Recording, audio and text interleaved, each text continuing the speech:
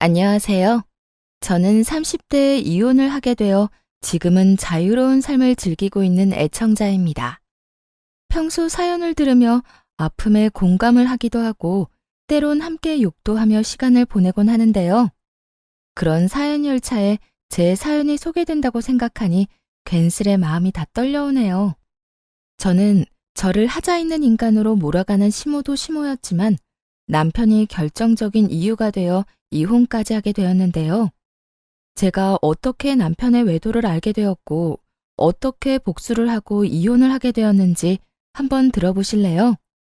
남편과 저는 고등학교 동창이었는데 학교에 다닐 땐 그저 친구로 지내다 시간이 지나며 자연스럽게 연인 사이가 되어 결혼까지 하게 된 부부였죠. 그렇게 결혼을 하게 된 지 3년, 마음만 먹으면 금방이라도 임신이 가능할 거라 생각했는데 그게 생각처럼 쉬운 일은 아니었어요. 3년 동안 임신 소식은 전혀 없었고 결혼 전 더 늦어지기 전에 임신을 하고자 잘 다니던 회사까지 그만두고 몸 관리를 하며 임신을 하려 노력했죠.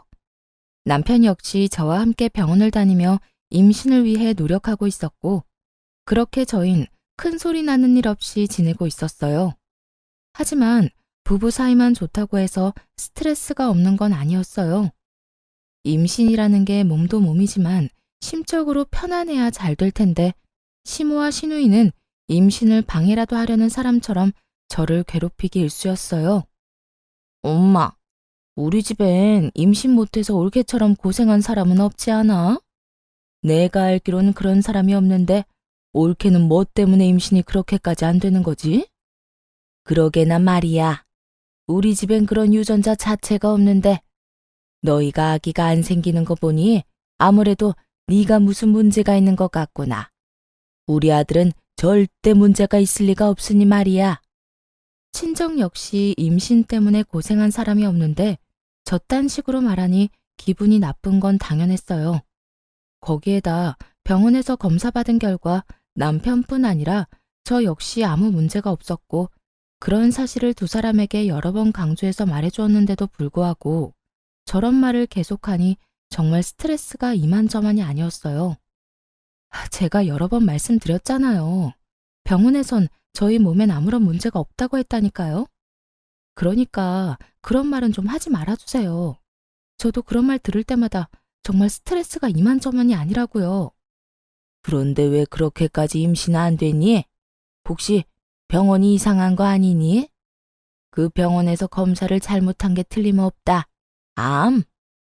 너희 더 늦기 전에 병원을 옮겨봐. 괜히 돌팔이 병원에서 돈이랑 시간 낭비하지 말고.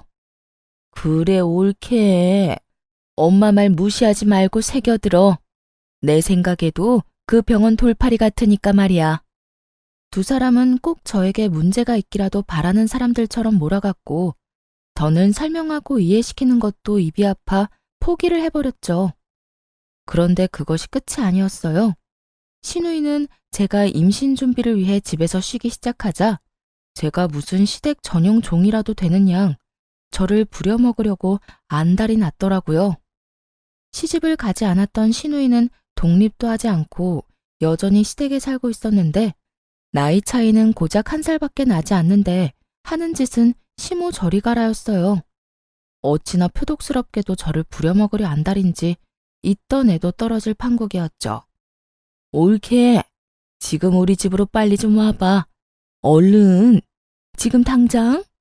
정말 너무 급해서 그래. 처음엔 이런 연락을 받고 정말 큰일이라도 난 것이라 생각해 헐레벌떡 시댁으로 뛰어갔었어요.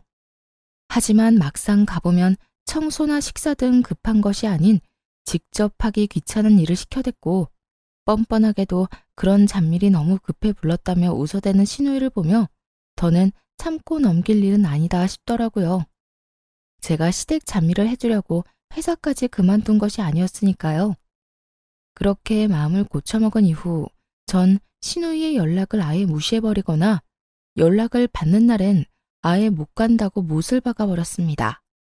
그리고 그날은 시누이와 큰 소리가 오간 날이었어요. 그날 역시 시누이에게 연락이 왔고 또 급한 일이 있다며 시댁으로 오라고 하더라고요. 무시하는 것도 하루 이틀이고 바쁘다고 하는 것도 한두 번이지. 더는 이런 식으로 상황을 외면하는 것도 아니란 생각이 들더군요. 아예 이 싹을 뽑아버려야 한다는 생각이 들었어요. 그래서 전 좀 더 단호하게 제 생각을 말하기로 했죠. 옳게. 요즘 왜 이렇게 연락이 안 돼? 무슨 일 있어? 무슨 일 있는 건 아닌데 왜 그러세요? 왜 그러긴. 우리 집에 좀 오라고 전화했지. 집에 급한 일이 있어서 그러는데 지금 좀 빨리 와. 알겠지? 형님, 저도 바빠서 못 가요. 뭐? 뭐라고? 옳게 지금 뭐라고 그랬니? 지금 못 온다고 한 것 같은데 내가 제대로 들은 게 맞아? 요즘 따라 도대체 왜 이래? 내가 급한 일이 있다니까.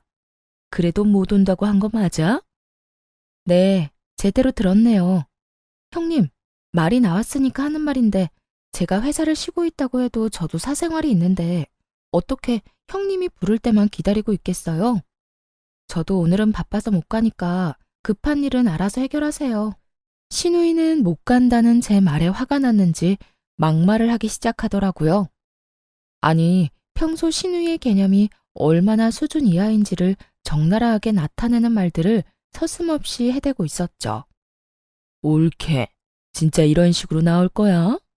집에서 내 동생 돈이나 쓰면서 노는 주제에 바쁘긴 뭐가 바빠? 그냥 시댁 오기 싫어서 거짓말하는 거 누가 모를 줄 알아? 그리고 시댁 식구가 오라고 하면 오고 가라고 하면 가는 게 며느리로서 당연히 해야 하는 도리인 거 몰라? 이런 말까지 듣고 나니 저만 웃는 얼굴로 대할 필요는 없다는 생각이 들더라고요. 거짓말은 형님이 먼저 했죠. 바쁘다고 그날리를 피워서 급하게 가보면 청소해라, 밥해라 등등. 그리고 형님, 같은 여자로서 그런 식으로 하고 싶으세요? 며느리로서 도리 중엔 그런 건 듣도 보도 못했네요, 저는. 제발 적당히 좀 하세요. 저요, 임신하려고 회사 그만둔 거지 그런 일이나 하려고 회사 그만둔 거 아니라고요. 그러니까 앞으로 급하다는 핑계 대면서 저 시댁으로 부르지 마세요. 저는 그대로 전화를 끊어버렸고 내심 이렇게까지 싫은 티를 내고 이렇게까지 말하면 더는 저를 괴롭힐 일이 없을 거라 생각했죠. 하지만 신우이는 더 날뛰기 시작하더라고요. 그날 이후 저를 부르는 대신 저희 집으로 찾아와 집을 엉망으로 만들고 간다거나 이상한 트집을 잡아대더군요. 그래서 제가 집으로도 못 오게 했더니 시모를 앞세우기 시작하더라고요. 그날은 시누이뿐 아니라 시모까지 함께 집으로 온 날이었는데 마침 장봐놓은 것이 없어 마땅히 먹을 것이 없는 상태였죠. 자연스럽게 냉장고부터 열어보던 시모와 시누이는 텅 빈 냉장고를 보고 작정한 듯 잔소리를 하기 시작했어요. 넌 집에서 쉬는 애가 이게 뭐니 이게? 너희 집에서 밥은 해먹고 사니? 나가서 뼈 빠지게 일하는 우리 아들 끼니는 제때 해주는 거 맞아? 그러니까 옳게 이건 아니지. 어떻게 냉장고에 죄다 풀떼기에다가 마실 거 반찬 몇 개밖에 없어? 우리 아들은 고기 좋아하는데 고기 같은 건 없어? 고기는 떨어지는 일 없이 늘 넉넉히 사다 놓거라. 우리 아들이 먹고 싶으면 언제든 먹을 수 있게 말이야. 시모와 시누이는 사이좋게 말을 주고받으며 저에게 잔소리를 해대고 있었고 저는 입을 떼서 무얼 하나 싶은 마음에 아무 말도 하지 않고 있었어요. 제가 무엇라 한다고 한들 제 말을 들을 사람들도 아니고 괜히 잘못 대답을 했다가 그렇지 않아도 긴 잔소리가 더욱 길어질 거라 확신했기 때문이죠.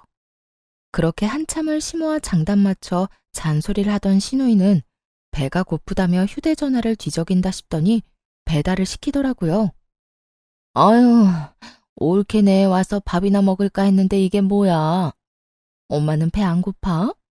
난 지금 배가 너무 고프단 말이야. 안 되겠다. 간단하게 요기나 하게 참치회나 시켜서 먹어야 하겠어. 언제부터 참치회가 간단한 요깃거리 음식이 되었는지는 몰라도 신우이는 참치회를 시킨다고 하며 음식을 주문했고 얼마 지나지 않자 음식이 도착했어요.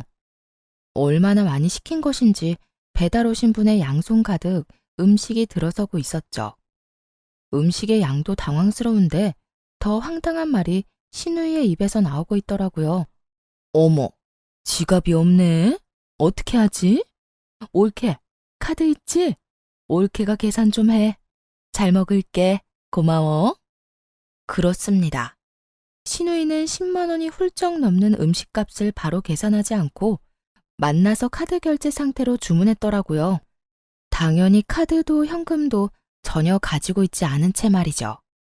제가 초대한 사람이라면 당연하게 제가 계산하는 것이 맞겠지만 제가 초대한 적도 없고 입에 들어가는 밥 한 톨도 다시 빼앗고 싶을 만큼 얄미운 시모와 시누이를 위해 그런 돈을 갑자기 쓰게 되니 너무 짜증이 나더군요. 그렇다고 해서 계산을 하지 않을 수 있는 상황도 아니었고 저는 하는 수 없이 계산을 하게 되었죠. 그것이 끝이 아니었어요. 정작 계산한 사람은 저인데 회는 저에게 한 점 먹어보라는 말도 없이 자신들의 앞접시에 다 옮겨 담아버린 후였고 함께 시킨 사이드 메뉴들은 일부러 다 헤집어 놓은 뒤라 손도 대고 싶지 않았어요. 어머, 올케는 왜 안 먹어? 설마 우리가 먼저 먹었다고 기분 상해서 안 먹는 거야? 에이, 설마. 아가, 너 우리 딸 말이 사실이야? 우리가 음식에 젓가락질 좀 했다고 기분 나쁜 거야? 아니면 더럽니? 그냥 입맛이 좀 없네요. 두 분이서 맛있게 드세요. 애초에 제 몫은 없는 것 같기도 하고요. 두 사람의 고의성이 다분한 치사하고도 어이없는 행동을 보며 따지기는커녕 말도 섞고 싶지 않더라고요. 그래서 전 대충 대답을 던져주곤 소파에 앉아 애써 두 사람에게 신경을 쓰지 않으려고 노력했어요. 그렇게 집안도 제 마음도 다 헤집어 놓은 두 사람이 돌아가고 난 후 저는 이딴 인간들 뒷바라지나 하려고 결혼을 했나 하는 회의감마저 들었고 두 사람이 어질러 놓은 그 어떤 것도 치우지 않은 채 멍하니 앉아있으니 남편이 들어오더군요. 뭐야? 집이 왜 이래? 엉망이 된 집을 본 남편이 화들짝 놀라며 저에게 물었고 너무 어이없는 상황에 화조차 나지 않았던 전 아무 감정도 없는 목소리로 남편에게 말해주었죠. 오늘 형님이랑 어머님 다녀갔어. 식탁 위에 음식물이랑 쓰레기는 형님이랑 어머님이 먹고 치우지도 않은 거고. 나머지 집안 꼴도 두 사람이 다 헤집어 놓고 간 거야. 뭐? 우리 엄마랑 누나가? 심지어 오늘이 처음도 아니야. 형님은 자주 왔고 어머님은 형님만큼은 아니지만 가끔 형님이랑 올 때마다 이런 식이었어. 그래서 하는 말인데 당신이 해결 좀 해. 뭐? 내가? 나보고 어떻게 하라고. 전화를 하든 만나서 이야기를 하든 당신이 해결 좀 해. 난 더는 이런 식으로는 못 살 것 같아.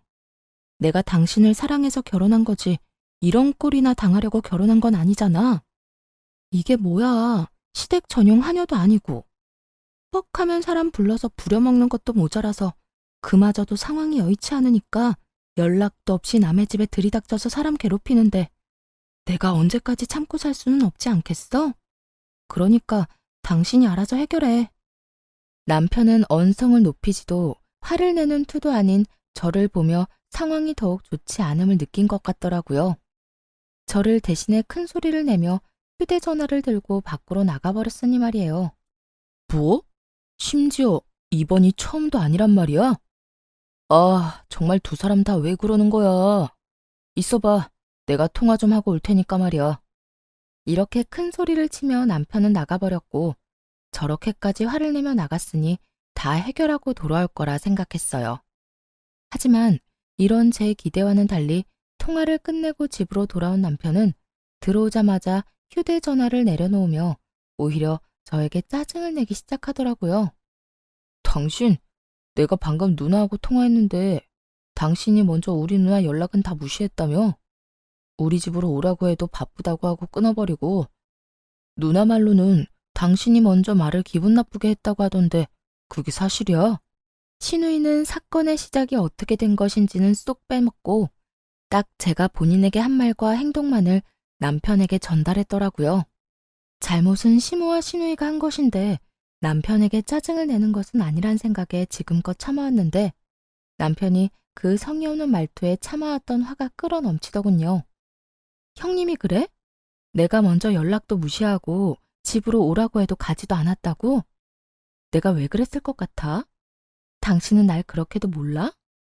내가 이유도 없이 그랬을 사람으로 보이냐고. 당신이 신경 쓸까봐 이때까지 말 안 한 건데 나 일 쉬기 시작하면서부터 형님 심심하면 나 불렀어.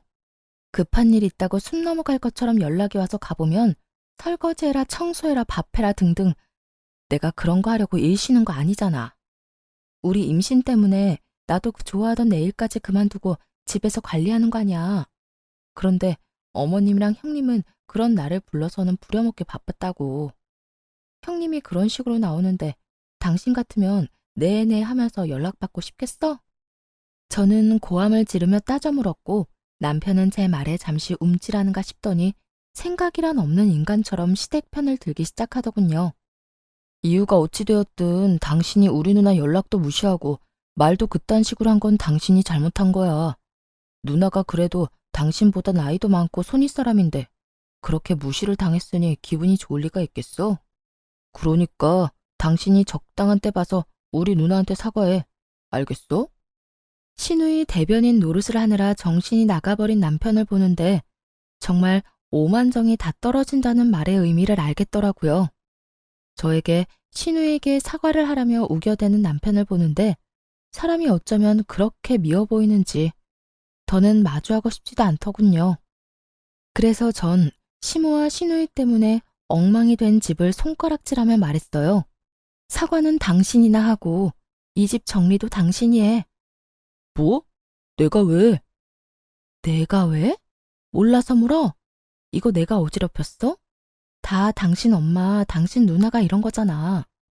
식탁 위에 저것들도 계산은 내가 했지만 난 한 입도 못 먹었고 이 집도 내 집이지만 내가 어지럽힌 건 단 하나도 없어. 당신 식구들이 이렇게 한 거니까 당신이 다 치워야 하는 건 당연한 거 아니야?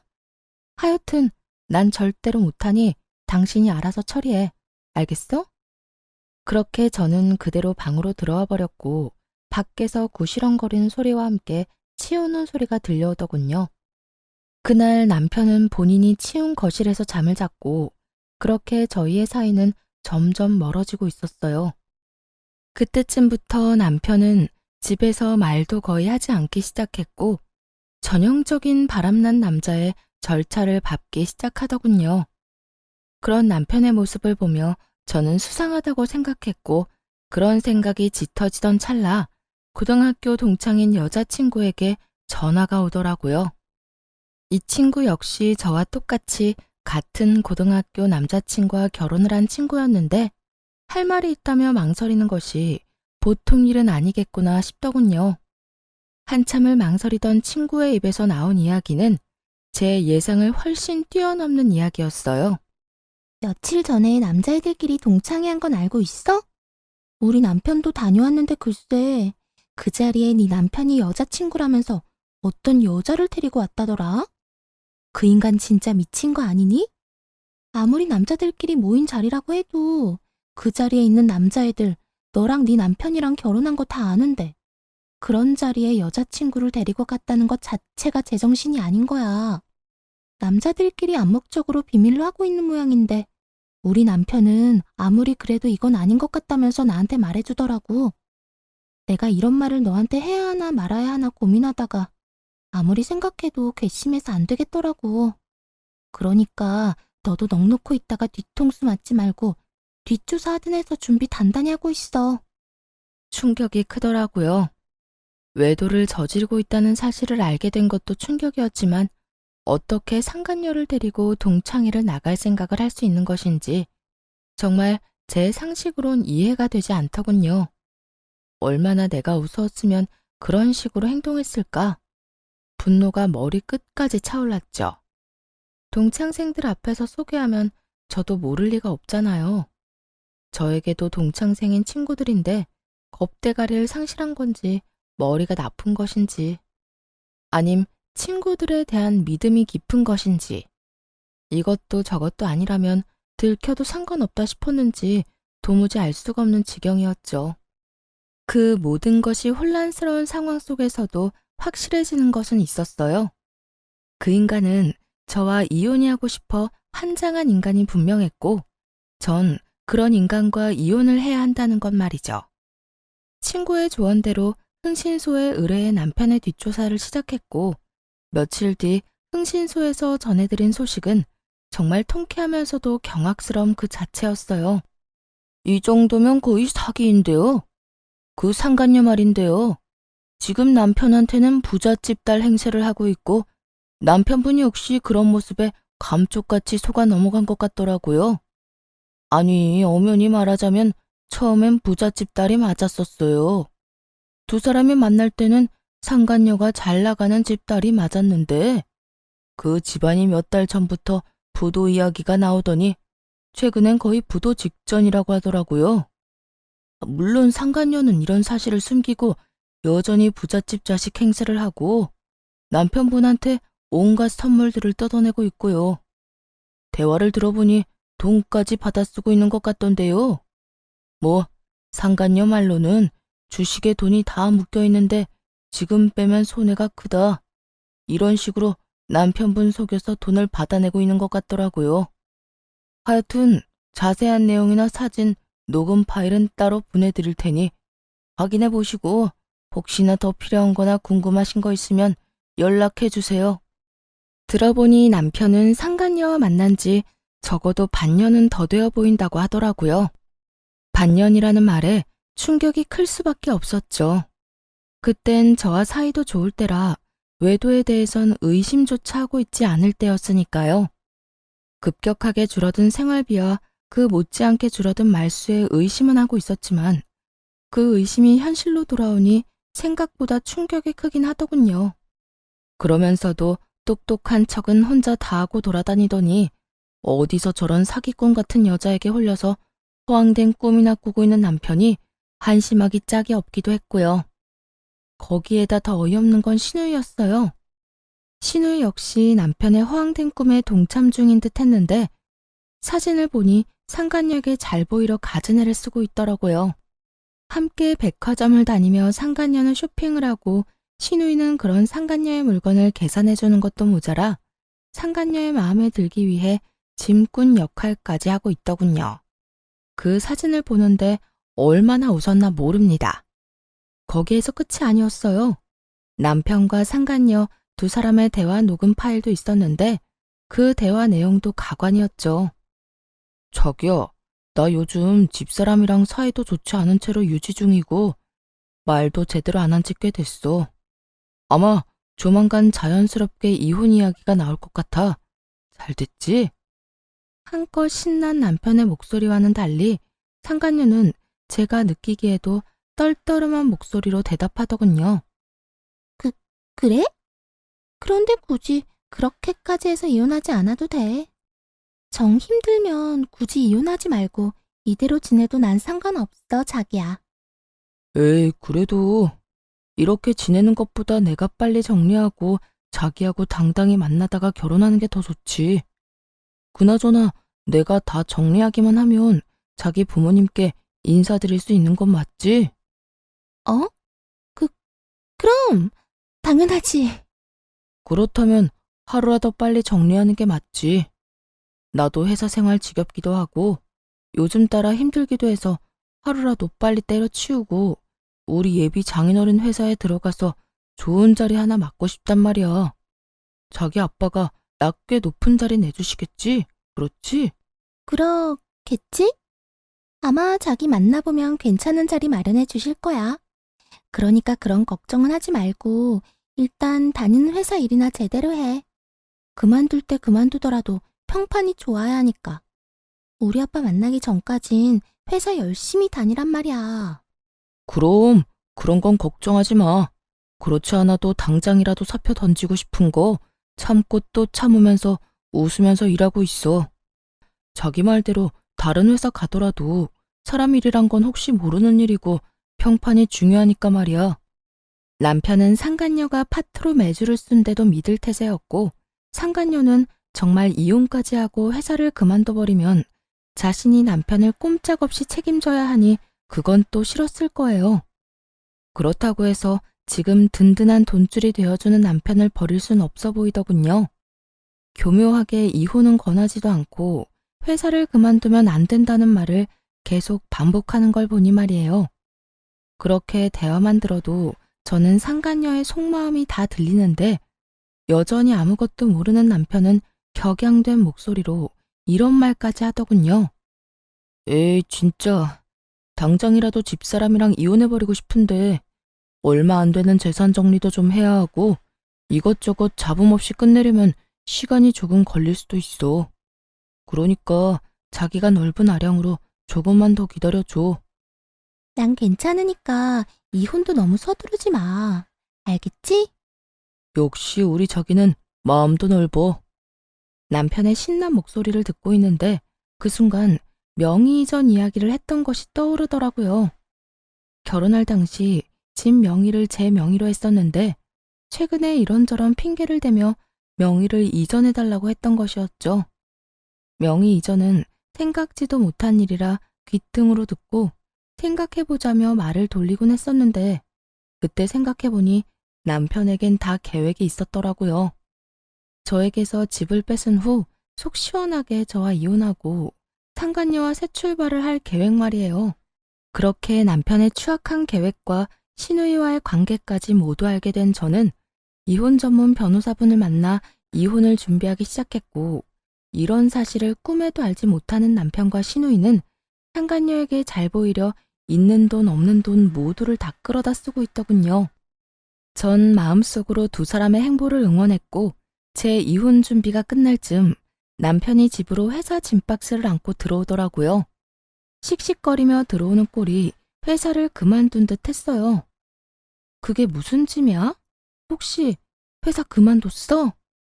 남편은 박스를 바닥에 던지듯 내려놓으며 과하게 성질을 내더군요. 보면 몰라? 아, 진짜 짜증이나 죽겠어. 박 과장은 자기가 내 월급을 준다고 착각이나 하는가 봐. 나만 보면 시비에다가 나만 보면 못 잡아먹어서 안달이라니까. 그래서 상사랑 한바탕하고 그만뒀다. 이 말인 거네. 그래. 아, 차라리 잘 됐어. 이까짓 회사 그만두고 싶었는데 이참에 나도 좀 쉬면서 새 출발하지 뭐. 남편은 상간녀라는 믿을 구석이 있었던 터라 직장 상사와 트러블이 일어나기 무섭게 회사에 사표를 던져버렸고 그런 남편의 모습을 보며 오늘이 그날이구나 싶더라고요. 자고로 집도 절도 없을 때 버려야 더 큰 복수가 되지 않을까 싶었으니까요. 전 여전히 씩씩거리는 남편을 뒤로 한 채 방으로 들어가 남편의 짐을 싸 거실로 나왔어요. 제가 큰 캐리어를 건네자 소파에 앉아 넥타이를 풀던 남편이 화를 내며 말하더라고요. 이게 뭐야? 나 나가라고? 응, 나가. 당신 진짜 너무한 거 아니야? 아무리 당신이랑 상의 한마디 없이 회사를 그만뒀어도 그렇지. 어떻게 이런 식으로 가장을 내쫓으려고 할 수가 있어? 그렇게 상간녀에겐 이혼 노래를 부르더니 막상 저에게 쫓겨나는 건 자존심이 상하는 일이었던 건지 화를 막 내더라고요. 그 모습이 얼마나 기가 차고 어이가 없는지. 저도 모르게 코웃음이 다 나더라고요. 당신이 상의도 없이 회사 그만둔 거? 물론 그것도 문제가 있지. 그런데 설마 그런 걸로 내가 당신을 쫓아내겠어? 그러면 이 짐은 뭔데? 방금 나보고 나가라며. 응, 나가. 내가 지금 나가라는 건 당신이 단지 회사를 그만둬서 그런 게 아니라 당신이 바람을 피우고 있기 때문이야. 당신이 바람을 피우고 있는데 회사 그만둔 게 무슨 문제가 되겠어?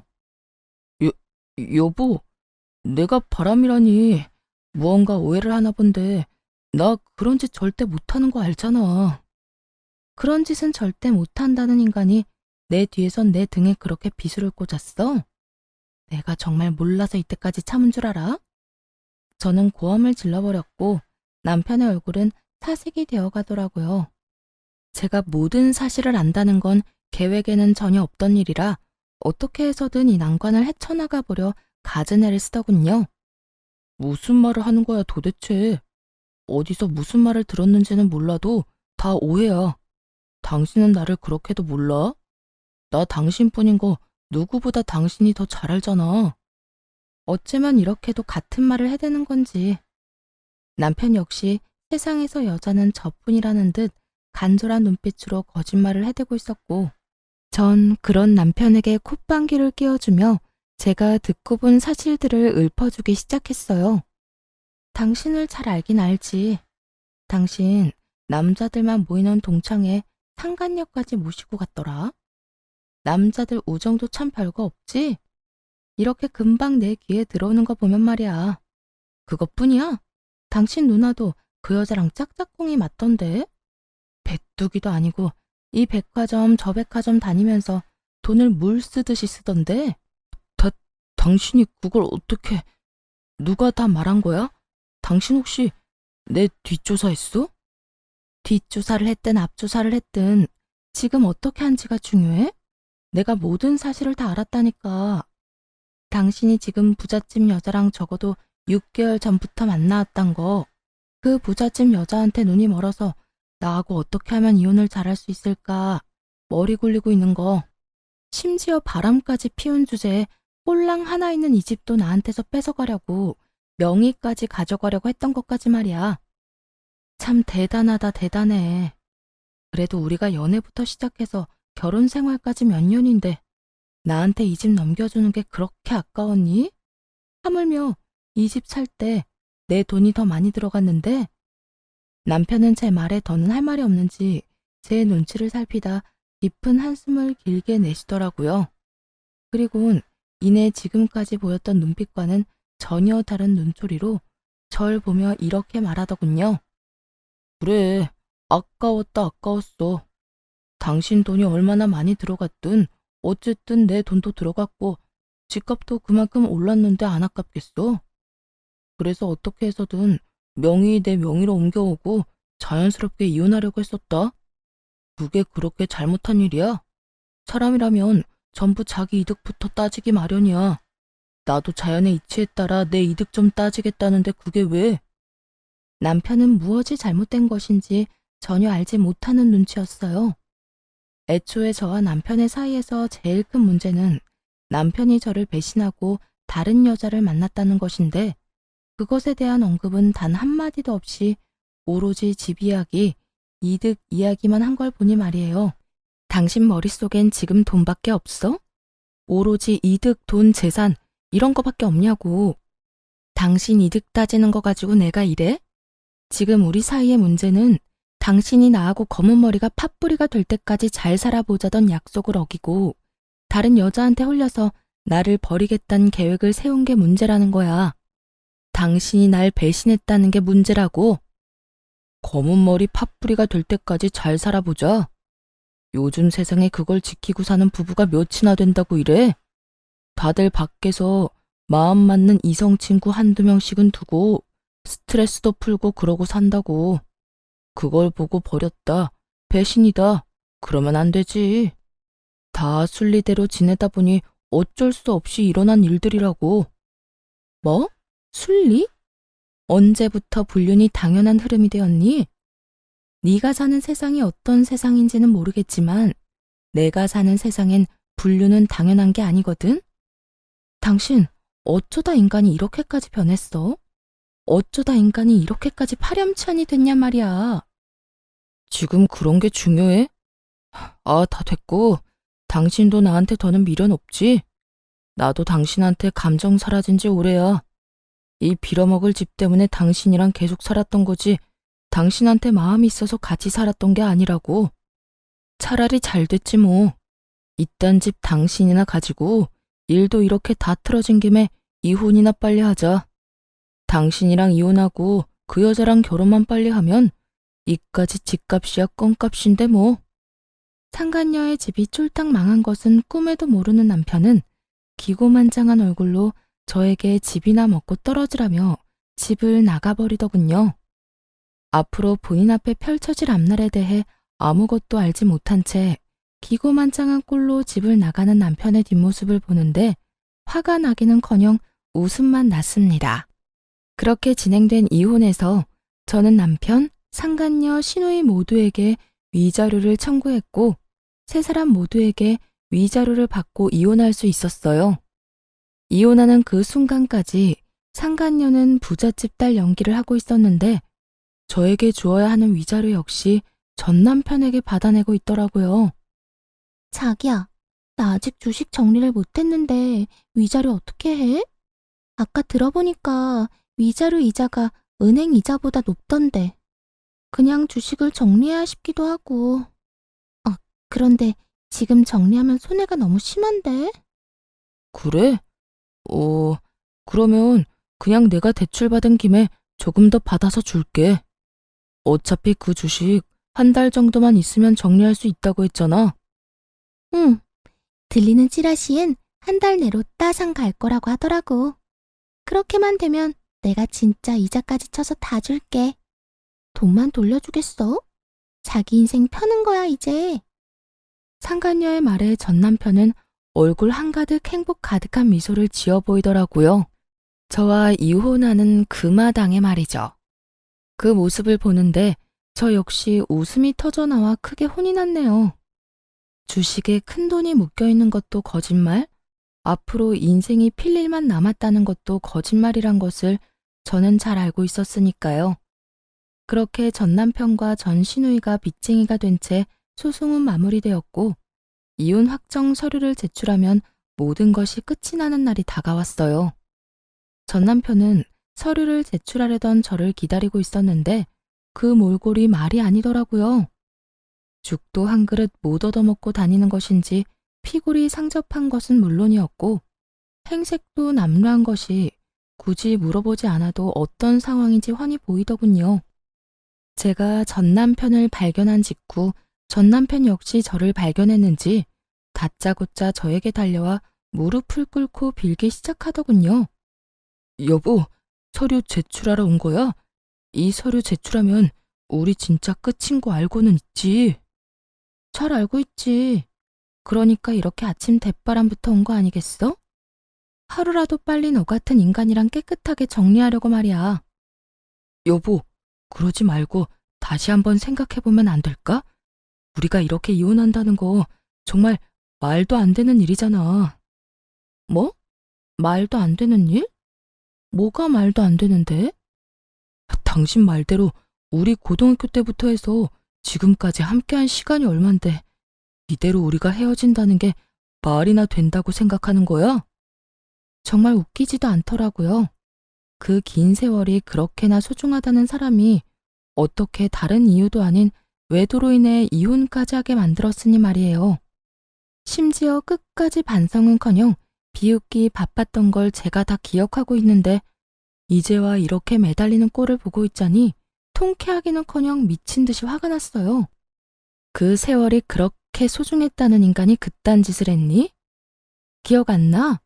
당신 나하고 이혼하는 그 순간까지 미안하다는 말은커녕 본인은 잘 먹고 잘 살 테니 나는 이혼녀 딱지 붙이고 잘 살라고 했던 거. 그런데 이제 와서 무릎까지 꿇고 왜 이런데?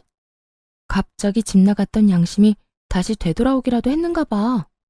그땐 내가 정말 정신이 나가버려서 당신한테 어떤 짓을 하고 있는지조차 몰랐어. 나 사실 당신이랑 그렇게 이혼하고 나 당신 많이 그리웠어.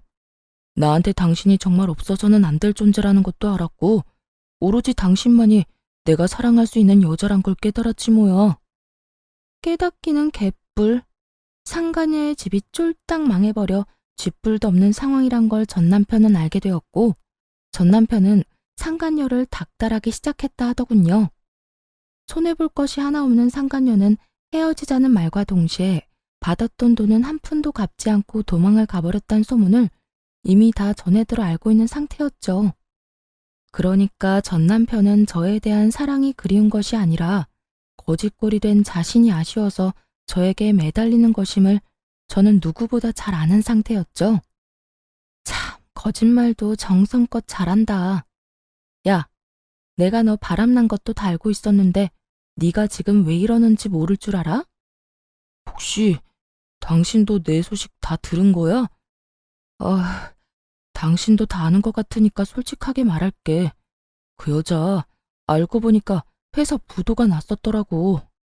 그 사실을 나한테는 감쪽같이 속이고 주식 핑계대면서 나한테 돈 뜯어가고 있었고. 정말 너무하지 않냐? 어떻게 날 속일 수가 있어? 어쩐지 내가 당신하고 이혼한다고 할 때마다 반응이 시원치 않더라니. 하여튼 내가 이혼하고 위자료 내느라 빚쟁이 되고 우리 누나도 당신한테 위자료 주느라 빚쟁이 되니까 더는 뜯어먹을 거 없다 싶었는지 도망갔어. 내 돈, 누나 돈은 한 푼도 안 주고 말이야. 우리 집 지금 난리야. 나 회사도 그만두고 취업도 안 돼서 대출금 갚을 돈이 없어서 엄마 집까지 팔아 대출금 갚아야 하는 신세라고. 어쩌다 내 신세가 이렇게까지 된 건지. 전 남편은 눈물까지 짜내며 하소연을 하고 있었고 전 궁금하지도 않은 이야기를 듣고 있자니 하품이 다 날 지경이었어요. 그걸 몰라서 물어? 남의 가슴에 대못 박아놓고선 너는 평생 떵떵거리면서 행복하게 살 수 있을 거라 생각했어? 남의 눈에 눈물 나게 하면 네 눈엔 피눈물 나는 법이야. 그래서 할 말은 다 했니? 그 하품이 나오게 지겨운 하소연은 다 해댔냐고. 전 남편은 자신이 이렇게 눈물까지 쏟아내며 말하면 저 역시 눈물이라도 흘릴 거라 생각했는지 제 반응에 크게 당황하며 다시 울고불고 빌기 시작하더라고요.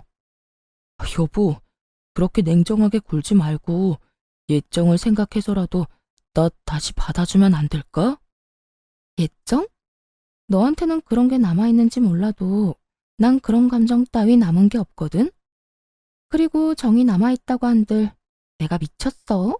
너부터 시작해서 줄줄이 빚쟁이인 네 집안일이랑 다시 엮이게. 넌 내가 진짜 만만하구나. 만만한 게 아니라 당신이 날 금전적으로 조금만 도와주면 이까짓 어려움은 금방 이겨낼 자신이 있어서 그래. 당신 지금 여유 자금 꽤 있을 거 아니야. 나하고 그 여자 우리 누나한테 받은 위자료. 설마 다 쓴 건 아니지. 그 돈을 벌써 다 썼을 리는 없잖아.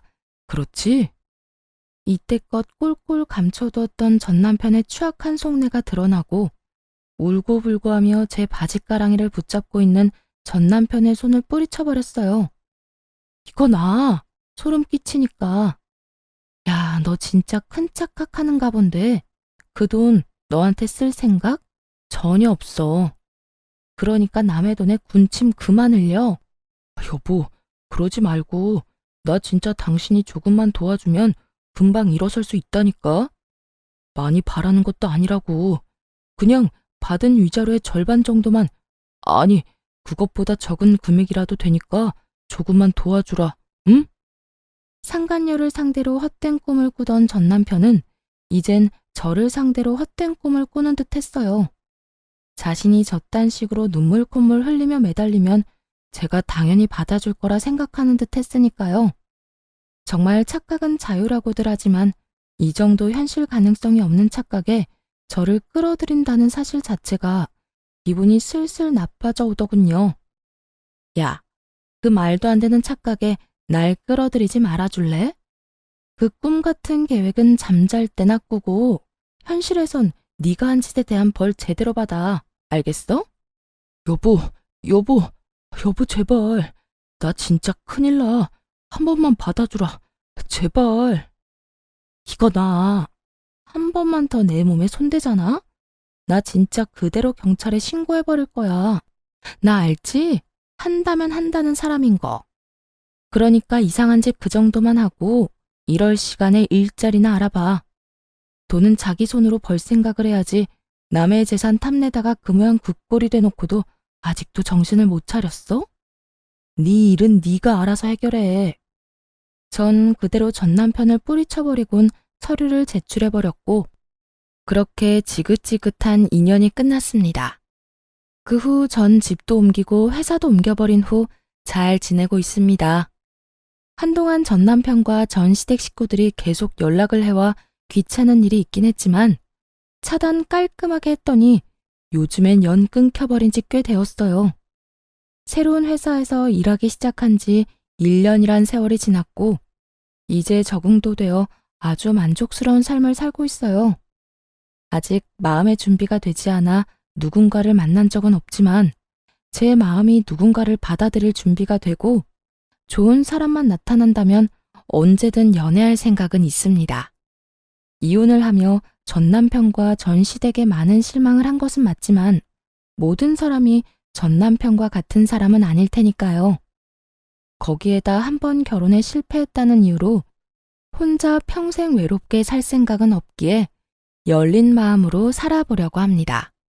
이혼을 할 당시만 해도 이렇게 만족스럽고 행복한 삶이 저를 기다리고 있을 거라는 생각은 하지 못했어요. 이혼이 흠이 아닌 시대가 왔다고들 하지만 막상 제가 이혼할 처지에 놓이게 되니 그런 말들이 쉽게 와닿지도 않았고 위로도 되지 않더라고요. 그때 전 그저 남편이 외도를 저질러 이혼하게 된 불쌍한 이혼녀라는 생각밖에 들지 않았으니까요. 하지만 독하게 마음을 먹고 이혼을 하고 나니 저에겐 새로운 인생이 저를 기다리고 있더라고요. 무엇보다 수준 이하의 전 시댁 인간들을 더는 마주할 필요도 없었고 저의 뒤에서 저를 기만했던 전 남편을 더는 보고 살지 않아도 됐고요. 그 뒤로 따라오는 자유, 압박 없는 삶 등 여러 가지도 물론 좋았어요. 이렇듯 전 지금의 생활에 더없이 만족하고 이혼녀이긴 하지만 유부녀일 때보다 더없이 행복하답니다. 이로써 저의 사연도 끝이 났네요. 어떠셨나요? 욕들 함께 해주셨을까요? 긴 이야기 끝까지 함께 해주셔서 감사하다는 말을 전하며 저는 이만 물러가 볼게요. 감사합니다. 안녕하세요. 호구 같은 남편에게서 탈출하게 된 40대 싱글맘 인사드려요. 살다 보면 저 사람 왜 저렇게 답답하게 사나 그런 생각을 하게 될 때가 있잖아요. 저는 제가 그런 생각을 하게 될 줄은 꿈에도 몰랐거든요. 그 호구의 주인공은 내 남편이었고 그런 호구를 털어먹는 나쁜 놈은 시댁이었거든요. 그런 남편의 환장할 만한 행동은 둘째 아이가 태어나고 약 100일이 지날 무렵부터 시작됐어요. 그전에는 착한 사람이라고만 생각했지 그게 호구짓이라는 생각을 한 번도 해본 적은 없거든요. 그런데 이번에 터진 그 일로 저는 남편이 호구 중에서도 상호구라는 것을 눈치챌 수 있었죠. 어느 날 퇴근 시간이 아닌데 일찍 집에 돌아온 남편과 마주했어요. 저는 그때 첫째 아이를 어린이집에 보내고 둘째 아이를 돌보고 있었죠. 아직 100일밖에 되지 않은 아이라 부모의 손이 많이 필요했거든요. 그런데 남편이 일찍 오니 연차라도 썼나 보다 하고 가볍게 생각했어요. 그런데 그 뒤에 나온 남편의 말은 전혀 가볍지가 않더군요. 웬일이야? 오늘 일찍 왔네? 둘째 봐주려고 일찍 온 거야? 저는 장난스럽게 남편에게 물었고 남편은 이상한 표정으로 저를 보더군요. 그러더니 한숨을 푹 쉬고는 말하더라고요. 여보, 나 일 그만뒀어. 갑자기 그게 무슨 말이야? 일을 그만둔다니. 당신 일한 지 얼마나 됐다고 일을 그만둬? 애가 지금 둘이야. 거기다 하나는 100일밖에 안 되고. 내가 프리랜서로 일하긴 하지만 그거 가지고 택도 없다는 거 당신도 잘 알잖아. 혹시 회사에서 무슨 일 있었어? 그냥 좀 회사에서 일이 있었는데 권고사직 당했어. 제발 일 그만둬 달라고 하더라. 솔직히 내가 뭘 잘못한지도 모르겠고 나한테 컴플레인이 계속 온다는데 그것도 뭔지 모르겠어. 근데 원래부터 내가 그렇게 그 회사에 애정을 가지고 있었던 건 아니잖아. 여보, 그 문제가 아니야. 분명히 당신이 힘들면 그만둘 순 있어. 하지만 나한테 상의라도 했어야지. 지금 당장 돈도 없는데 당신까지 일 그만두면 우린 어떡하냐고. 괜찮아. 형이 연락해줬어. 자기 회사로 들어오래.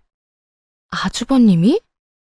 저는 남편의 그 말에 기분이 확 안 좋아졌어요. 아주버님과 형님네는 저와 그렇게 좋은 관계는 아니었거든요. 그렇다고 눈에 띄게 자주 부딪히는 건 아니었지만 그렇다고 그 사람들이 남편에게 굉장히 잘하는 것도 아니었거든요.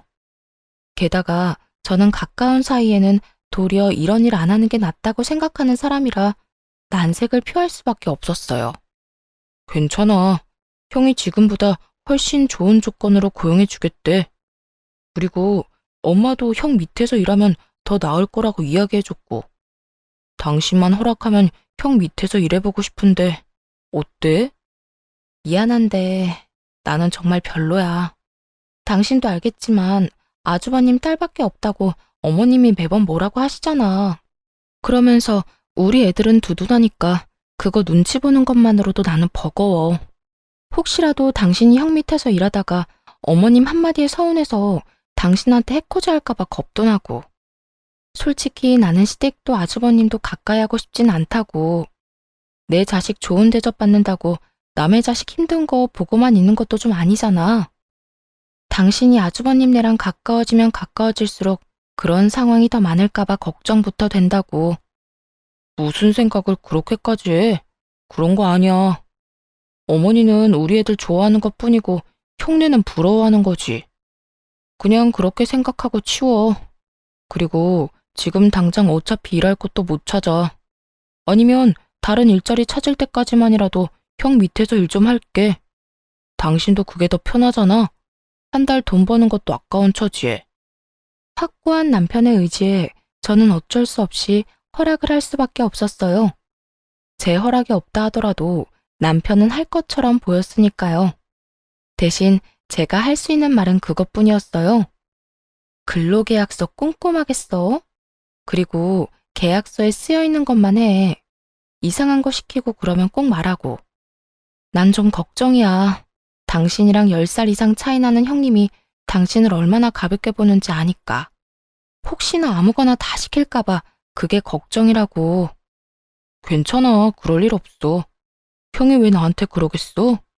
그럼 허락한 걸로 알고 형한테 이야기한다.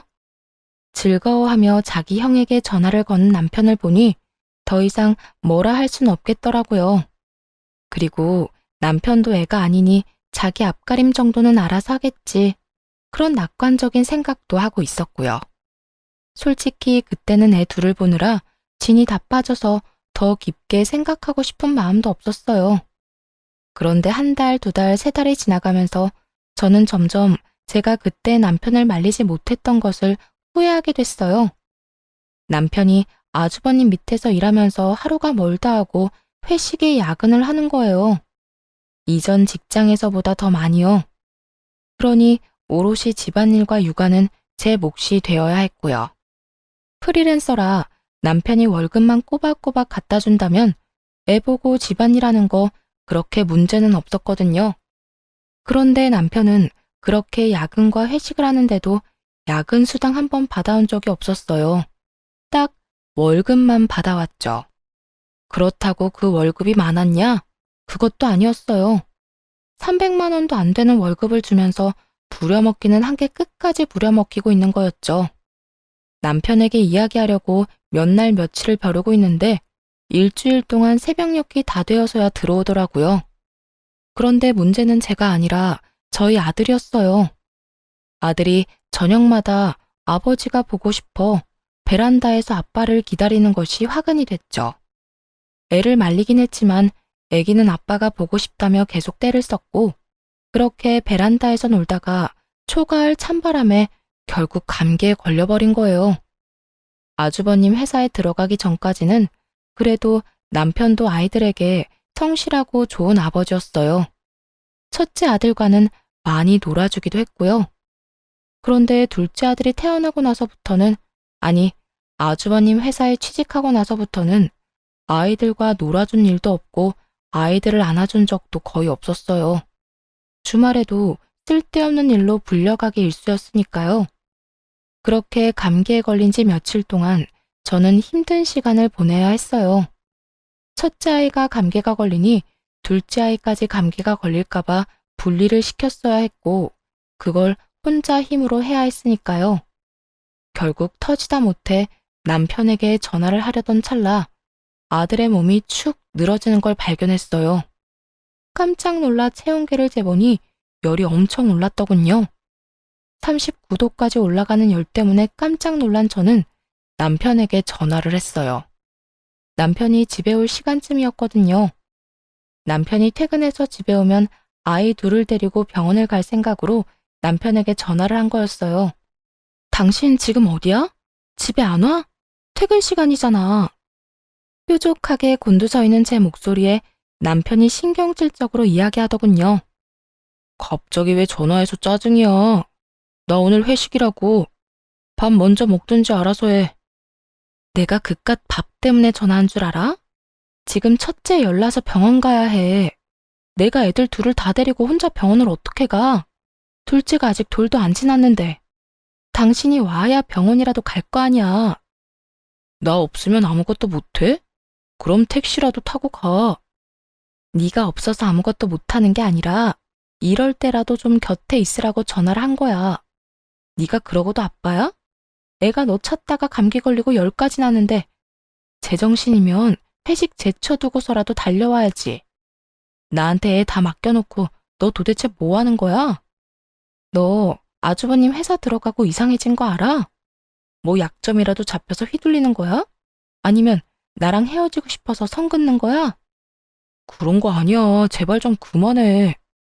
어쨌든 나 오늘 일찍 못 들어가니까 당신 알아서 애 병원 데리고 가든지 해. 남편 목소리 너머로 들리는 아주버님의 웃는 목소리 때문에 저는 더 열이 받았어요.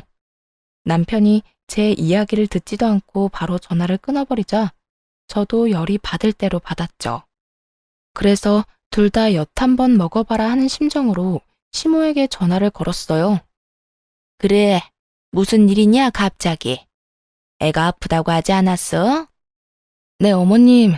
지금 아기가 열이 심해서 병원을 가봐야 할 것 같아요. 근데 애 아빠가 오늘 회식이라서 늦는다고 하네요. 죄송하지만 차가 없어서 그런데 어머님이 차 몰고 와주시면 안 될까요? 지금 둘째도 감기 기운이 있어서요. 뭐? 아니, 이 녀석은 애가 아프다는데 무슨 야근이야? 알았어. 잠깐만 기다리거라. 내가 차 몰고 가마. 시모는 참 옛날 사람이었어요. 남아 선호 사상 아시죠? 딸만 셋인 아주버님네 손녀들보다 저희 집 손자들을 더 관심 있게 지켜보셨죠. 그래서 가까이 하기 어려웠지만 그렇기 때문에 이런 때에 시모를 불러들인 거예요. 귀한 손주 내팽개친 남편놈과 아주버님 욕 좀 보시라고요. 시모가 차를 몰고 와서 부랴부랴 병원으로 갔어요. 첫째는 감기에서 폐렴으로 진행이 된 상황이었고 둘째도 감기 초기였죠. 폐렴이라는 얘기에 시모가 저에게 화를 내더군요. 너는 일하는 것도 아닌 게 도대체 집에서 뭐 하느라 애를 이 지경으로 방치를 시켜? 우리 귀한 손주들한테 무슨 일 생기면 어쩌려고 그래? 너 정말 정신 안 차릴 거니? 도대체 폐렴이 뭐야, 폐렴이? 어머님, 제가 열심히 하고 싶어도 할 수가 없는 게 현실이에요. 첫째가 왜 아픈지 말씀드릴까요? 첫째요. 아빠 보고 싶어서 베란다에서 아빠 기다리다가 초가을 날씨에 감기 걸린 거예요. 그런데 이 사람이 애가 그렇게 감기 걸린 걸 알고도 집에 들어오질 않고 매일 새벽에 들어오니 애기는 더 애 같아고 그러다 보니 폐렴으로 진행된 거고요. 이게 제가 막는다고 막아지는 일이에요? 애가 아빠 보고 싶다는 걸 그럼 어떻게 말릴까요? 그리고 저도 이제 마냥 애만 볼 수도 없어요. 남편 월급 300만 원도 안 되게 벌어오는데 지금 애들 독방 육아에 집안일까지 제가 다 해야 하고 생활비조차 제대로 나오지 않아서 저도 일해야 할 판이라고요. 그런데 더 열받는 건 이 와중에 회식을 자기 돈으로 하고 있더라고요. 남편 말로는 아주버님이 나중에 다 돌려준다고 얘기했는데 그 말만 벌써 2달째예요. 돈 돌려준 적 없고요. 제가 이렇게 살아서 뭐해요? 애는 아빠 기다리는데 아빠는 매일 회식에 야근이지. 야근 수당도 안 나와서 생활비는 매달 부족하지. 저 이번 달에 남편 얼굴 제대로 본 거 5일도 안 돼요. 어머님, 이런 식으로 일하는 게 맞나요? 아주버님 직장에 괜히 보낸 것 같아요. 애한테도 몹쓸 짓이고. 제 말에 시모가 깜짝 놀랐어요. 그런 상황이라고는 전혀 상상도 못하고 있던 것 같더군요. 노발대발한 시모가 당장 아주버님에게 전화를 걸더군요. 그리고는 당장 소아과 앞으로 오도록 이야기하더군요. 너 동생 데리고 쓸데없는 일 하고 다닐래? 무슨 야근이랑 회식이 이렇게 많아? 너 동생 그러려고 데리고 갔니? 엄마가 이야기했지? 동생 제대로 돌봐주라고. 너 때문에 빚 못 보고 살았어도 네 동생이고 우리 손주들 아빠야. 너 동생한테 잘해야 한다고 몇 번을 이야기했어? 이런 식으로 늦게까지 애 데리고 있지 마. 쓸데없는 일 가지고 우리 손주들이 아빠 보고 싶은데 아빠도 못 보게 하는 게 말이 돼. 그리고 월급은 왜 또 그렇게 적게 줘? 야근 시켰으면 수당도 맞게 챙겨줘야지. 동생을 무슨 하인처럼 부려먹어? 어머니, 그런 게 아니고 직원들 사기 차원에서 그런 거고 돈은 곧 주려고 했어요. 야근도 회식도 한 달에 한두 번이면 되지. 곧 주려고 했어가 아니라 지금 당장 줘. 내가 보는 앞에서. 그리고 한 번만 더 우리 손주들 안 좋은 소식 들리면 그때는 너라도 용서 못해. 알아들어? 따끔한 시모의 말 때문인지 그 뒤로 남편의 야근과 회식은 확연히 줄었어요. 그리고 돈도 제대로 받았죠. 그것만으로도 좀 숨통이 트이더군요. 그러나 그 뒤로 아주버님은 저를 눈의 가시처럼 여기기 시작했죠. 그리고 그건 형님도 마찬가지였어요. 형님은 아주버님과 결혼해서 딸만 셋을 낳았어요. 요즘 같은 시대에 딸이 더 좋다고 하고 저도 딸을 원했지만 이 시댁만큼은 다른 나라 이야기였죠. 아들을 낳지 못한 것이 죄인이 되는 곳이 바로 이곳이었으니까요. 남편이 시모에게 인정을 받지 못해도 저희가 그나마 시댁의 도움을 받으며 살 수 있던 것은 저희 두 아들 덕분이기도 했어요. 형님네가 아들이 없으니 자연스레 시모의 관심이 저희 아들들에게로 향했으니까요. 그런데 그 시모의 관심이 이런 무참한 일을 불러일으킬 줄은 저도 상상조차 못했어요. 제가 졸도할 만큼 충격적인 소리를 들은 건 둘째가 돌이 될 무렵이었어요. 그게 무슨 말이야? 우리 애들을 아주버님 집에 입양을 보내자고? 당신 미쳤어? 그게 왜 미칠 일이야? 형님네 딸밖에 없잖아. 그래서 어머니가 우리 애들 둘 중에 한 명을 형 아들로 보내자고 말씀하셨어. 벌써 오래전부터 어른들 사이에 이야기 나왔던 걸로 아는데? 아니, 그런 걸 왜 어른들이 결정하는 거야? 우리 애들 일이잖아. 애들이 어떻게 하고 싶은지 물어봐야지.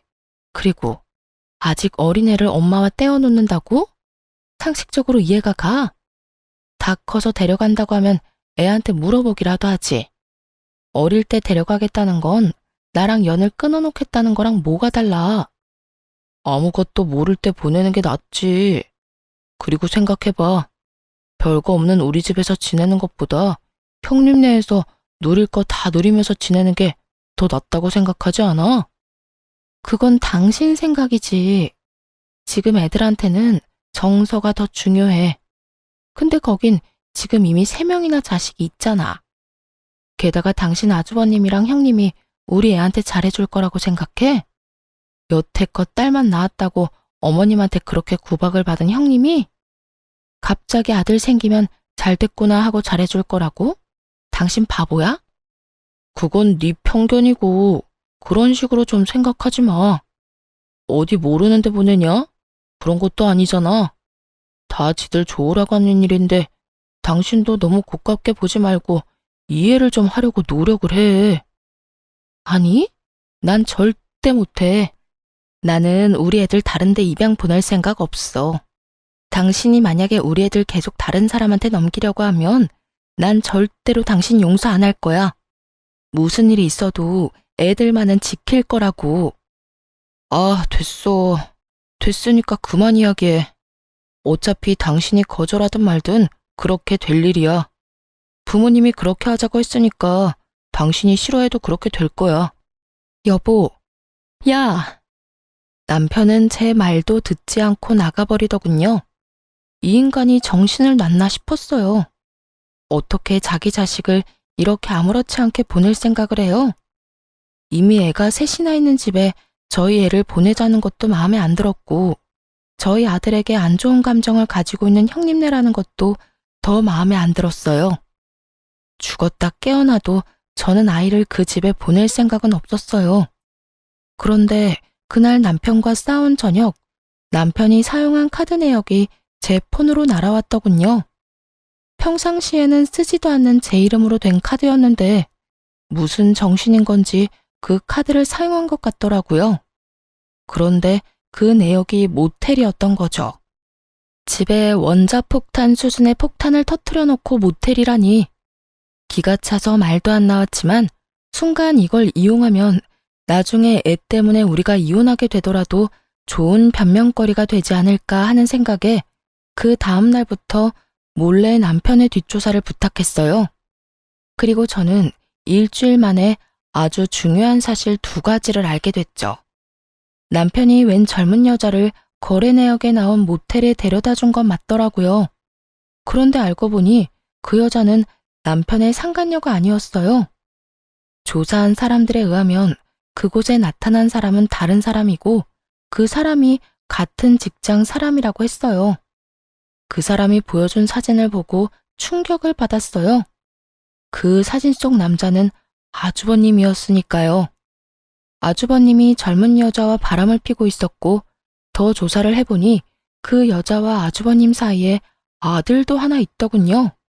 저는 속으로 잘 됐다 하고 외쳤어요. 저 남자아이가 아주버님의 아이라면 굳이 저희 애들을 데려갈 필요가 없으니까요. 그 애를 데려오면 저절로 모든 문제가 해결될 일이었죠. 그리고 며칠 지나지 않아 시모가 저희를 집으로 불렀어요. 남편이 아무 말 없이 자연스럽게 행동하는 걸 보니 아마 저희 애들을 아주버님의 호적에 올리는 일로 부르는 것 같더군요. 저는 마음을 단단히 먹었어요. 제가 앞으로 할 일이 형님네 집안을 풍비박산으로 만드는 한이 있더라도 제 아이들을 지키겠다고 다짐했으니까요. 자, 다들 왔으니 이야기해볼까 한다. 첫째야, 너희 집에 아들 들어설 일이 없어 보이니 둘째네 아들 둘 중에 하나를 데려가거라. 그리고 네 호적에 넣고 네 자처럼 키워. 이 아버지가 이룩한 거, 네 조부모님이 이렇게 만든 거 모두 장남 장손에게 물려줄 거다. 그런데 지금 대를 이을 아들을 네가 낳지 못하고 있으니 조상님 뵐 낯이 없어. 이렇게 시간 끌지 말고 아직 애들 어릴 때 너희들 자식으로 데려가서 열심히 키워. 그 이야기에 저보다 더 깜짝 놀란 사람이 형님이었어요. 미리 언지를 받았던 저와는 달리 그런 이야기를 들은 적도 없던 모양이더라고요. 형님이 비명 같은 소리를 지르며 말하더군요. 어머님, 그게 무슨 소리예요? 요즘 세상에 아들, 딸이 뭐가 그렇게 중요해요? 저희 딸들 중에 뛰어난 애도 얼마든지 많고 제 아버지 회사 이어받겠다고 하는 애들도 있어요. 그런데 굳이 조카까지 데려와서 저희가 키울 필요가 있나요? 그럼 네가 아들을 낳지 그랬냐? 아들 하나 낳아주지도 않으면서 시집 가면 출가 외인 될 딸년들만 주렁주렁 낳아놓고 넌 도대체 무슨 배짱으로 그런 얘기를 하니? 옛날 같았으면 너는 둘째 낳고 이미 친정으로 돌아갔을 팔자야. 어머님, 그래도 이건 너무하세요. 남의 애를 키우라는 말을 어떻게 이렇게 쉽게 하세요? 저보다 더 발악하는 형님을 시모가 싸늘한 눈길로 바라보더군요. 시모 눈에 형님은 죄인이나 다름없었으니 어쩔 수 없었어요. 형님이 무슨 말을 해도 듣지 않을 게 뻔했어요. 어머님, 제가 드릴 말씀이 있어요. 아주버님한테 아들이 없다는 이유로 지금 저희 애들 아주버님 아들로 입양시키겠다는 거잖아요. 그렇게 안 하셔도 될 것 같은데요. 그게 무슨 말이냐? 첫째는 딸만 셋이야. 딸한테 다 물려주자는 말이야? 대 끊기게 하고. 아니요, 그게 아니라 사실 얼마 전에 저희 남편이 제 카드로 모텔을 간 적이 있더라고요.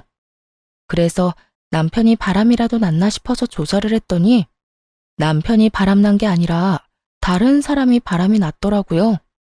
그 바람난 사람이 아주버님이었고요. 그런데 아주버님이랑 상간녀 사이에 아들이 하나 있더라고요. 아주버님이랑 무척 친해 보이던데?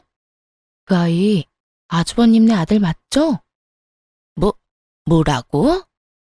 죄수씨, 동서, 도대체 무슨 말을 하는 거야? 제 말에 집안이 한바탕 뒤집어졌어요. 형님은 제게 무슨 소리 하느냐며 말도 안 되는 소리 하지 말라며 소리를 질렀고, 아주버님은 저를 째려보기만 하더군요. 그런 아주버님을 보며 말했어요. 어머님, 저는 저희 애들 아주버님네 보낼 생각 절대 없어요. 그러니까 그 아들 데리고 와서 손수 삼는 게 어떨까 싶네요. 아주버님 아들이기도 하고. 재수씨, 지금 뭐 하는 거예요? 어떻게 내 뒷조사를 할 수가 있어? 그러는 재수씨는 털어서 먼지 하나 안 나올 것 같아? 나도 당신 뒷조사 한번 해볼까? 뒷조사 하시든 말든 상관없는데 저는 제 아이 지키기 위해서라면 뭐든지 합니다. 그리고 뭐라도 이용해야죠. 어차피 데려가서 곱게 키울 것도 아니면서. 제 남편한테 하는 것만 봐도 애한테 어떻게 할지 안 봐도 뻔하지 않나요? 여보, 그만 좀 해. 도대체 왜 이러는 거야? 왜 그런 얘기하기를 여기서 하는 거냐고. 여기 아니면 어디서 해? 여기서만 할 수 있는 말이잖아. 우리 애들 안 뺏기려면 무슨 말인들 못해? 당신이야말로 도대체 무슨 생각이야? 애들을 어떻게 그렇게 쉽게 준다 말해. 애는 너 혼자 낳았어? 야, 안 되겠다. 너 재수씨랑 이혼해. 어떻게 사람이 사리 분별도 못하고 집에 논란만 일으키는지 모르겠네. 당신 진짜 이런 식으로 나오면 형님 말대로 나 당신이랑 이혼할 수도 있어. 이혼? 나야말로 원한다 이 정신 나간 놈아. 당신이랑 결혼 생활 유지해봤자 내 새끼 남의 집에 뺏기는 거밖에 더 있어? 나는 내 새끼 절대로 뺏길 생각 없어. 우리 이혼하더라도 친권 양육권은 내가 다 가져갈 거야. 그건 당신도 못 막아. 왜 내가 못 막아? 내가 아빠인데. 내가 원하면 애들 다 내가 데려올 수도 있어. 결국 애 입양과 관련된 주제는 변질되어 저희 부부 이혼 이야기로 확대되어 버렸어요. 그러자 시모가 소리를 지르더군요.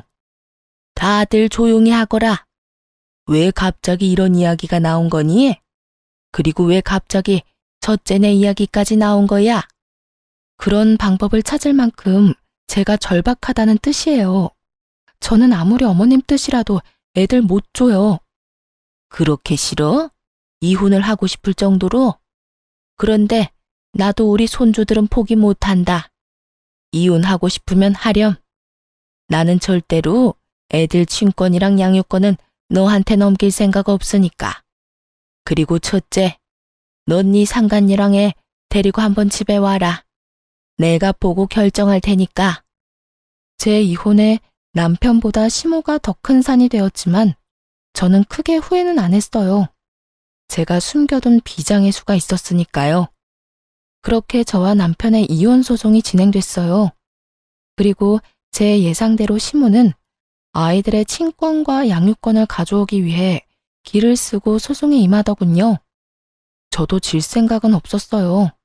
시부모님은 저희 아이들을 아주버님 집에서 부유하게 키울 수 있다고 설득하려 애쓰더군요. 자칫 잘못하면 능력도 없는 제가 애들 친권을 뺏길 수도 있었죠.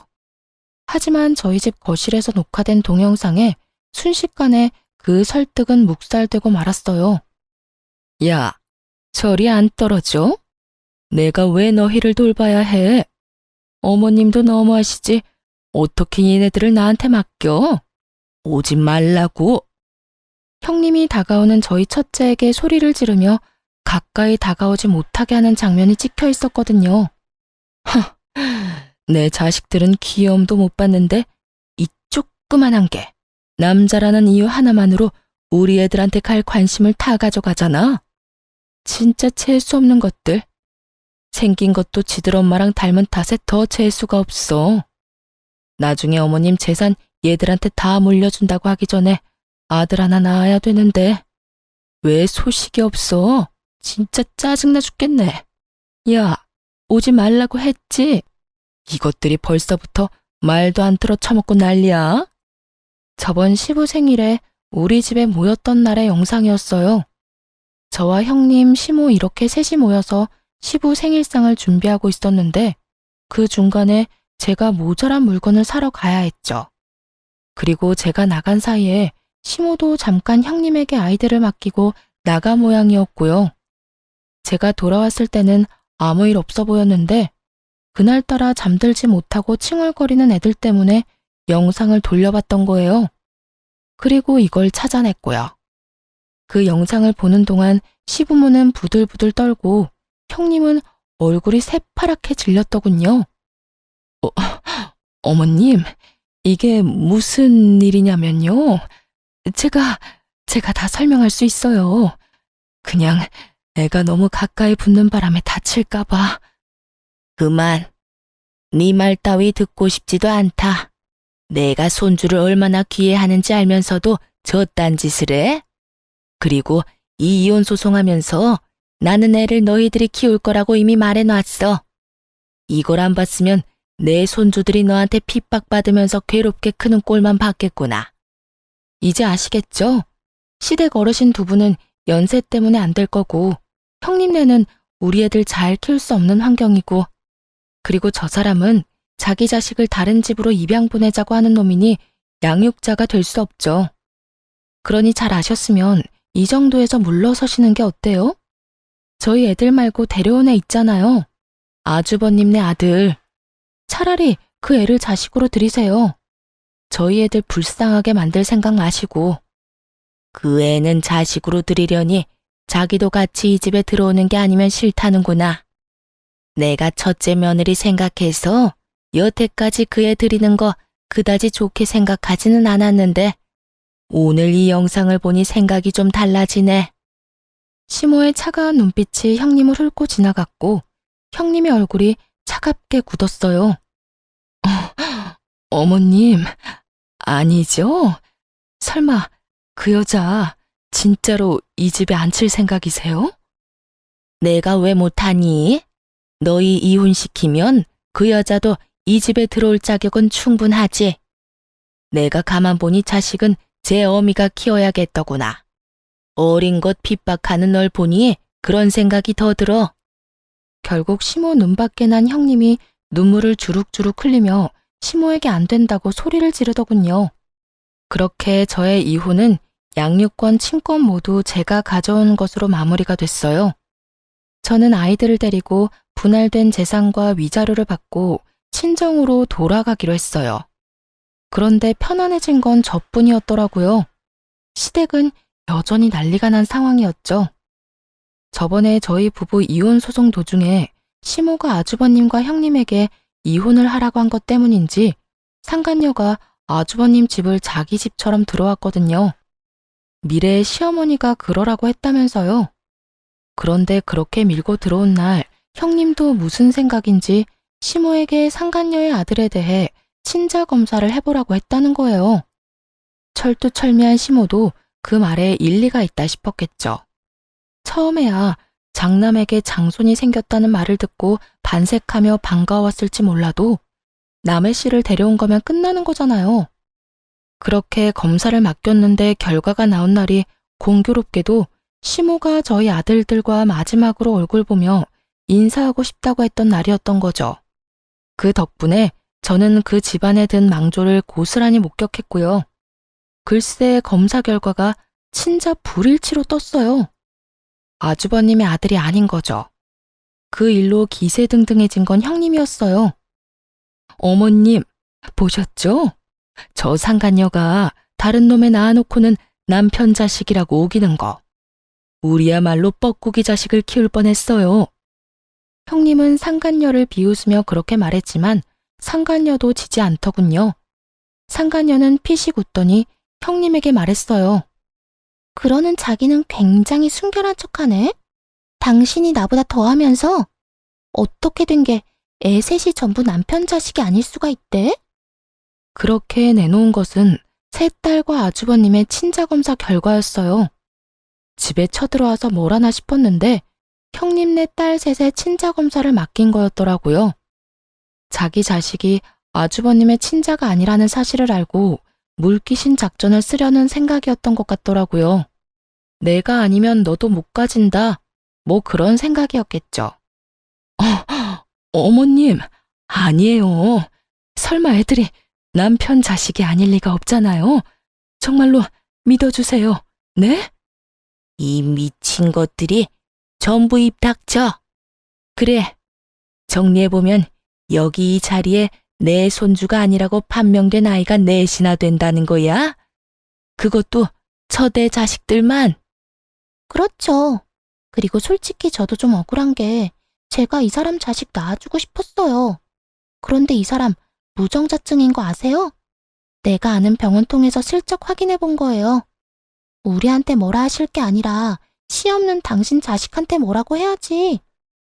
아주버님의 상간녀는 아주 거침이 없더군요. 이왕지사 이 집안에 못 들어오게 된 거 아예 다 망쳐놓을 생각으로 입을 떠벌리더라고요. 시모가 완전 열이 받아서 상간녀를 내쫓았어요. 그리고 아주버님에게 화를 내더군요. 넌 도대체 뭐 하는 놈이야? 여태껏 네 몸 상태 하나 확인도 못해? 자식이 네 자식처럼 안 생긴 것 같다는 생각도 못했어? 왜 그 모양이야?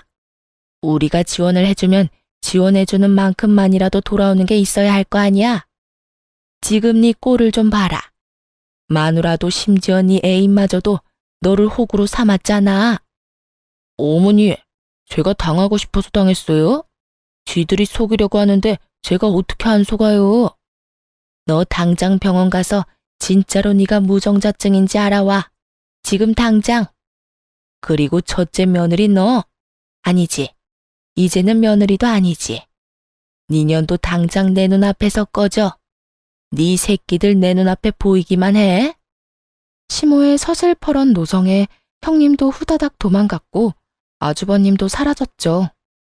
저는 태풍같이 지나간 시댁 거실에서 전 남편과 조용히 앉아 있었어요. 오늘이 마지막 날이라는 생각에 가벼운 마음으로 왔는데 이런 즐거운 구경을 할 줄은 몰랐거든요. 속으로는 웃으며 겉으로는 최대한 차분한 표정으로 앉아 있었어요. 그랬더니 시모가 저를 보고 말하더군요. 너도 설마 딴 남자애들 데려온 건 아니지? 그렇다고 보기엔 애들이 둘째 어릴 때랑 똑 닮긴 했지만. 이 사람 아이 맞아요. 검사는 해도 상관없는데 검사 후에 애들 데려가지는 못하실 거예요. 저희 이혼했잖아요. 애들 친권은 제가 가지기로 했고. 시모 눈에 후회가 가득 맺히더군요. 이럴 줄 알았으면 그때 무리를 해서라도 애들을 데려왔어야 했다는 표정이었어요. 시모가 전 남편에게 묻더군요. 그러면 너는 정상이겠지.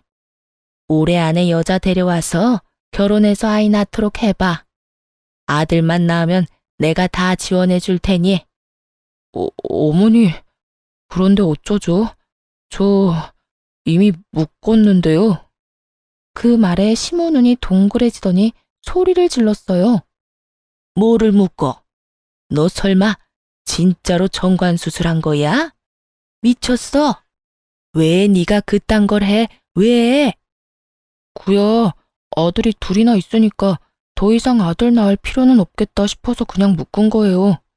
저희 형편에 애만 더 늘면 뭐해요? 흥분의 집에 애 늘면 더 가난해지기밖에 더 하겠어요? 왜 네가 흥분의 집이야? 우리가 흥부야? 요즘 어느 흥부가 건물 가지고 있어? 그치만 그거 저한테 주실 생각 없잖아요.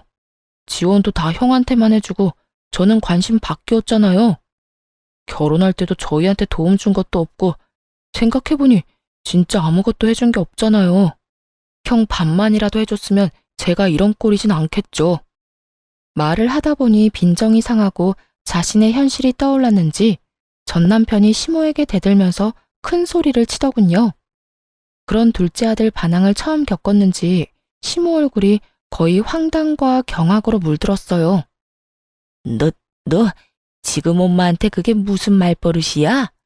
네가 어떻게 우리한테 그런 말을 해? 키워주는 애도 모르는 배은망덕한 놈. 전 남편과 시모가 한바탕 싸우기 시작하자 저는 그 사람들 몰래 애들 데리고 빠져나왔어요.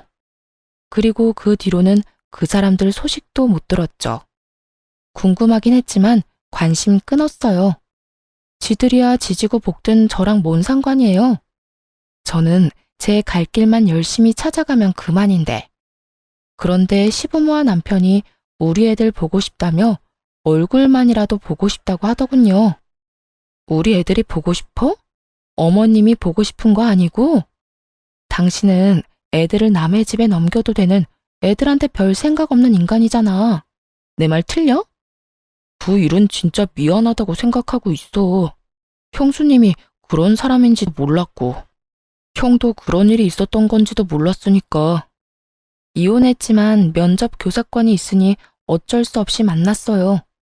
그런데 시모도 같이 나왔더라고요.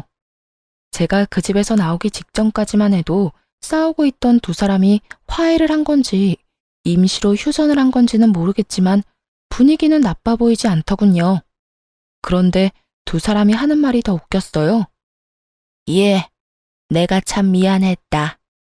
애들을 남의 자식으로 보내는 게 엄마 입장에서 얼마나 힘든지 생각도 못했어. 그냥 그렇게 가면 애들한테는 더 좋을 거라는 생각만 했지. 변명하는 건 아니지만 그렇게 첫째 아들로 입양되면 우리 전 재산 다 물려주려고 했으니까. 그러니까 우리 의도가 그렇게 나쁜 것만은 아니었다는 걸 네가 알아줬으면 좋겠구나. 그리고 앞으로 첫째 며느리가 했던 그런 나쁜 일은 절대 없을 거야. 앞으로는 이라는 단어가 무척 거슬리더군요. 그래 여보, 나도 미안해. 형이 그런 사람인지도 몰랐고 형님도 그런 사람인지 몰랐지. 저 애들 데리고 다시 돌아오면 안 돼? 우리가 더 잘할게. 엄마도 우리 애들한테 다 지원해준다고 했고. 아니, 난 싫어. 자식들한테 사랑 없는 아빠랑은 같이 살고 싶어도 그렇게 못 살아. 이미 신뢰가 다 깨져버렸으니까. 여보, 잘 생각해봐. 아니면 애 하나라도 형 밑으로 넣어주면 안 돼? 대신 부모님이 형 말고 우리 애한테 유산 다 물려주신다는데. 엄마가 우리 애들 친자검사 다 했는데 내 자식이라고 결과 나와서 다 해주신대. 저 모르게 친자검사까지 했다는 말에 헛웃음이 나오더군요. 그 와중에 또 저를 의심해서 그런 짓까지 했다는 게 너무 가소롭고 짜증나서 열받았지만 전 남편이 다시 자기 형 밑으로 애 넣겠다는 말에는 참지 못하겠더라고요. 너 진짜 웃긴다. 또 친자검사는 언제 했대? 의심됐으면 그냥 의심하고 말지. 그랬으면 이렇게 우리 애들 나 찾아와서 그딴 미친 소리는 안 했을 거 아니야. 그래, 우리 애가 네 핏줄인 건 맞아. 그건 빼도 박도 못하는 진실이지. 그런데 왜 굳이 또 아주버님 밑으로 애를 넣으려는 거야? 정신 나갔어? 네가 키우겠다고 했으면 단 1초라도 생각이라는 건 해봤을 거야. 그런데 아주버님은 절대 안 돼. 넌 그렇게 당하고도 아주버님을 몰라? 여보, 형 욕하지 마. 형도 이번에 많이 반성했어. 그런 일 벌인 건 형이 잘못한 일이지만 그렇다고 우리한테 직접적으로 폐를 끼친 적도 없잖아. 그래, 예, 그게 중요한 거지. 걔 마누라가 잘못한 거지 걔가 잘못한 건 아니잖니. 그러니까 너도 오해를 풀고. 두 분 다 여태껏 모르고 계시네요. 이렇게 순진하실 수가. 그렇게 믿고 따르던 당신 형님, 어머님 아들이 어떤 짓을 했는지 제 입으로 알려드려요? 뜬금없는 제 말에 둘 다 무슨 소린가 싶어 눈치만 보더군요. 그래서 제가 확 질렀죠. 당신 회사 권고사직 당한 거 누가 당신 이름으로 컴플레인 거는 바람에 권고사직 당했다고 했지? 그거 누가 그런 건지 알아? 당신이 그렇게 믿고 있던 당신 형님이 한 짓이야. 뒤로 손 써서 계속 컴플레인 넣은 거 당신 형님이라고. 미친 거 아니야? 우리 형이 왜 그런 짓을 해? 그래, 아들이 그런 일에서 뭘 얻는다고 그런 짓을 하니? 분명 네가 잘못 알고 있는 걸 거야. 네가 과대망상인 거지. 그럼 확인 한번 해보실래요? 저는 그 자리에서 폰을 꺼내 아직까지 저장되어 있던 아주버님 전화번호로 전화를 걸었어요. 무슨 일로 전화했습니까? 우리 사이에 전화 같은 거 할 일은 없을 텐데. 한 가지 너무 궁금한 게 있어서 전화했죠. 우리 남편 왜 일 그만두도록 만들었어요? 아니, 이혼까지 했으면서 이제 와서 그건 왜 궁금합니까? 저도 이유는 알아야 속이 편하죠. 그건 저도 알아야겠어요. 말씀해 주실 수 있나요? 말 못할 것도 없죠.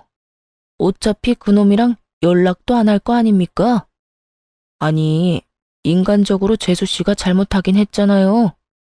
그쪽 애들 때문에 갑자기 부모님이 동생한테 관심 가지는 것도 눈에 거슬렸고, 동생이 또 워낙 유명한 호구 아닙니까? 부려먹기 딱 좋잖아요. 이혼할 때까지는 잘 써먹었는데, 이혼하고 충격을 좀 받았는지 요새는 조금 제정신으로 돌아왔던데요. 뭐 솔직히 그렇게 부려먹을 때는 재수 씨도 같이 괴롭힐 수 있어서 좋았으니까 지금은 그렇게 과하게 괴롭힐 일도 없고. 절 괴롭힐 목적이었으면 이혼하고 그 사람 놔줬어도 됐잖아요. 그런데 여전히 그 회사 다니던데 왜 그런 거예요?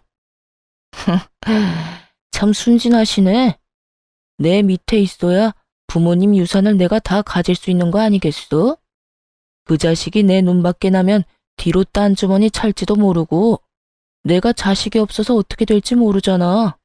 오늘 내일 하는 놓친 애들 곧 있으면 세상 하직할 텐데, 그러면 재산은 다 나한테 와야지. 그딴 놈한테 한 푼이라도 넘어가는 건 낭비야, 낭비. 내가 여태 부모님한테 왜 잘했는데?